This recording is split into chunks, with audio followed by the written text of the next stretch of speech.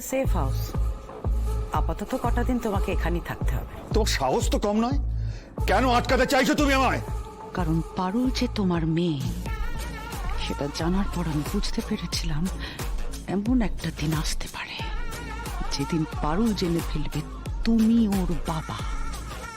সেদিনই তোমাকে পারুলের থেকে সরিয়ে দিতে হবে। তাই আমি সবার অজান্তে এই সেফ হাউসটা তৈরি করে রেখেছিলাম। কি হলো, চুপ করে আছো কেন? বলো বলো সিঞ্জিনি। কারণ তোমার এখন পারুলের সাথে দেখা করা যাবে না। পারুলের সাথে দেখা করতে দেবে না বলে তুমি তোমার নিজের হাজবেন্ডকে বন্দি করে রেখেছো। আর মামাম, তুমি আমায় ঠকিয়ে অসুস্থতার নাটক করে মায়ের সাথে হাত মেলালে। হাত মেলালাম না ড্যাড, হাত মেলাতে বাধ্য হলাম। এত পারুল পারুল করার কি আছে? হ্যাঁ, আমি আছি, মম আছে, আমরা তোমার জন্য ইনাফ নই? হু ইজ পারুল? এক সেকেন্ড। পারুল কি সত্যিটা জেনে ফেলেছে? আচ্ছা, ও কি আমার আর গায়ত্রীর মেয়ে? আচ্ছা, মানে যাতে ও আমার খোঁজ না পায় সেই কারণে এখানে আটকে রেখেছো। হ্যাঁ, কি হলো বলছো না কেন? বলো সিঞ্জিনি, আনসার মি।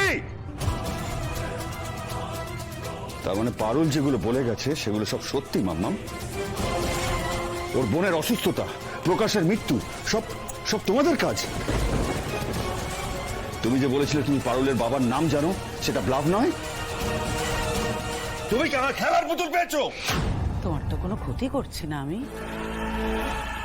গায়ত্রী চলে যাওয়ার পর তোমাকে যেমন টেক কেয়ার করেছি এখনো তো সেটাই করছি। আর দেখো, এখানে তোমার থাকা খাওয়ার কোনো কিছুরই অসুবিধা হবে না। তোমার যখন যেটা দরকার মানে বলো না, মানে যা খুশি তুমি বলবে, আমি সমস্ত ব্যবস্থা করে দেবো।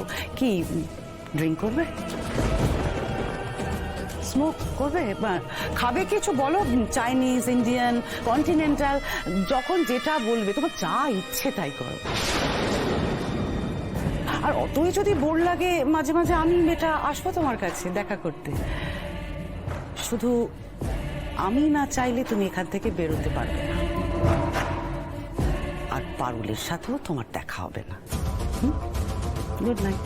সিঞ্জিনি, সত্য কিন্তু ছাই চাপা আগুনের মতো।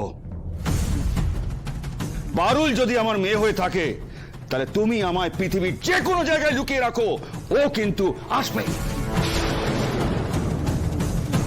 আর যেদিন পারুল আসবে সেদিন তোমাদের সব সত্যি সামনে আসবে।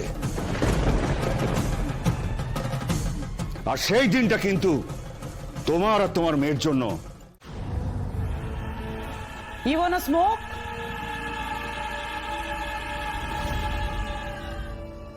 কেন আটকে রেখেছো? কেন আটকে রেখেছো বলো? আমাকে ছেড়ে দাও। দেখো, আমি তোকে রিকোয়েস্ট করছি, আমাকে ছেড়ে দাও। নেশার জিনিসে টান পড়লে না ওই উইথড্রল সিনড্রোম হয় সৌমিত্র। মাথাটা ঠিক কাজ করে না। তোমারও তাই হচ্ছে। এ নাও তাই নিয়ে এলাম। আরে চিল করো, নাও। কেন করছো বলো তো? Please stop. আচ্ছা ঠিক আছে, জ্বালিয়ে দেবো?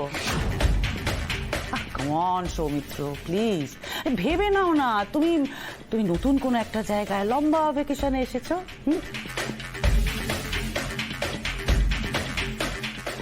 দেখো, আজ কিন্তু তোমার ফেভারিট মাটন বিরিয়ানি আনিয়েছি। সিঞ্জিনি, আমি কিন্তু তোমায়। এই চুপ, একদম চুপ। তোমার ওপর আমি আমার জীবনের বাজি ধরেছি সৌমিত্র। এই সব কিছুর ওপর আমার সারাটা জীবনের ইনভেস্টমেন্ট রয়েছে। আজ তোমার সঙ্গে আমি এত বছর ধরে সংসার করার পরে একটা বাইরের মেয়ে এসে দুম করে তোমাকে বাবা বলে তোমার সমস্ত সম্পত্তি নিয়ে চলে যাবে, আর আমি বসে বসে আঙুল চষবো?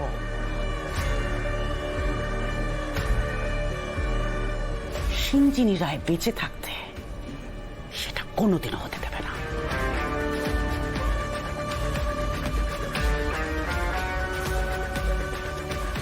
Have fun my dear. আরে অন্তত এইটা বলে যাও যে আমি কোথায় আছি। ড্যাড, বিরিয়ানিটা খেয়ে নাও না প্লিজ। যাও এখান থেকে।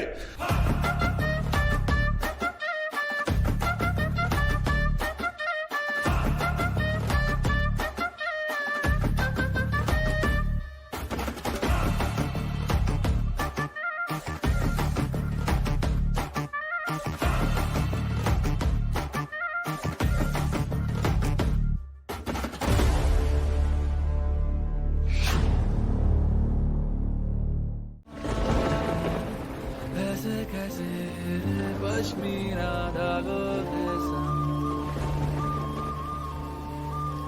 कलियों ने बदले अभी